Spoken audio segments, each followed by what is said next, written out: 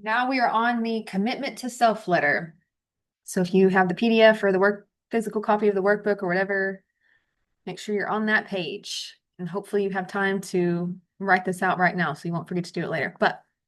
So it is often difficult to start showing up for yourself by creating healthier habits when you have struggled with poor self-esteem and or you have been stuck in unhealthy habits for a long time. Some people have never been taught how to take care of themselves properly or even have the desire to do so. Before starting to work on any new habit or goal, it is helpful to set intentions for what you want to accomplish, how the new way of being will improve your life, and most importantly, why you and your well being are worth showing up for and fighting for. It can also be helpful to some to forgive yourself for the ways in which your old habits have harmed you.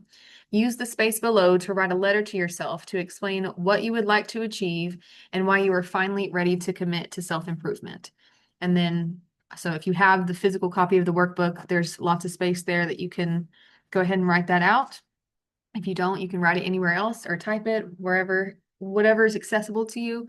But please take time to do this because it's one thing to learn all this information and then to, summarize it and identify what you want to work on, and then to create your first goal and to learn about changing habits and all those different tools we've already went through. But you can learn all that and still not do it, because if you don't see yourself as worthy of doing it, if you don't forgive yourself for the ways in which you've maybe lived in unhealthier ways in the past, you're probably just not going to have a whole lot of motivation to do it. You've got to really be able to see yourself as worth fighting for, worth showing up for, worth putting in the hard work that's going to come with changing your lifestyle.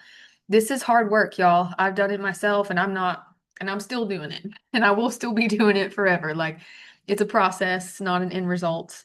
Um, but I have made a lot of changes to my lifestyle in my adult years, especially over the past few years, and it is difficult. But it is so rewarding. Like the way in which y'all about to get me to cry.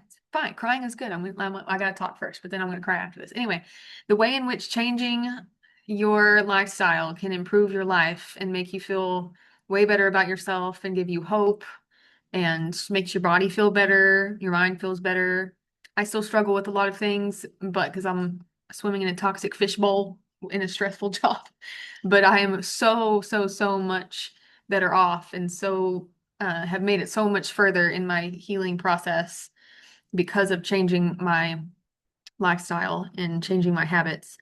And though it has been hard to make those changes and to be different from most of the people in my life that are not changing those things, it is very worth it. But in order to do it, I have to see myself as like worth that effort, worth that hard. A lot of us don't, and this used to be me too. A lot of us don't see ourselves as worthy. I used to see myself as pure trash. I saw myself as garbage. And that didn't wasn't worthy of anything good. And so from that mindset, why would I'm just going to do the bare minimum and survive. Like, why would I put in the effort to try to be the best version of me that I can be and to be the healthiest if I don't think I'm worth anything? That doesn't make sense.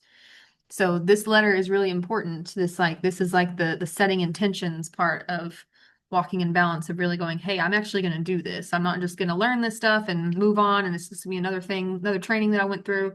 Like, I'm really going to commit to myself and commit to the collective and see myself as worth fighting for, see humanity, animals, this planet as worth fighting for. Because this is a group effort. Like, I know that maybe not, and I'm one of these people, maybe not everybody loves group projects. I didn't love group projects in school. Why? Because I was the one that did the whole project because I have control issues and want to make them A's.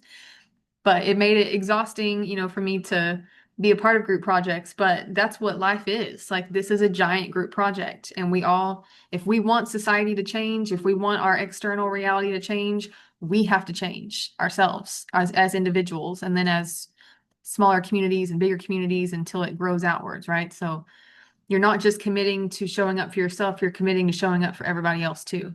So whatever motivates you, think about all of those things.